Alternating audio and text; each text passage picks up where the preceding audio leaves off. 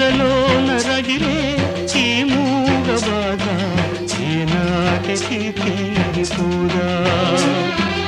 ఎదలోన రగిలే ఈ మూగ బాధ ఏనాటికి తీరిపోదా కనరాని దైవం తను మూసుకుందా తనలోనే తాను ఉందా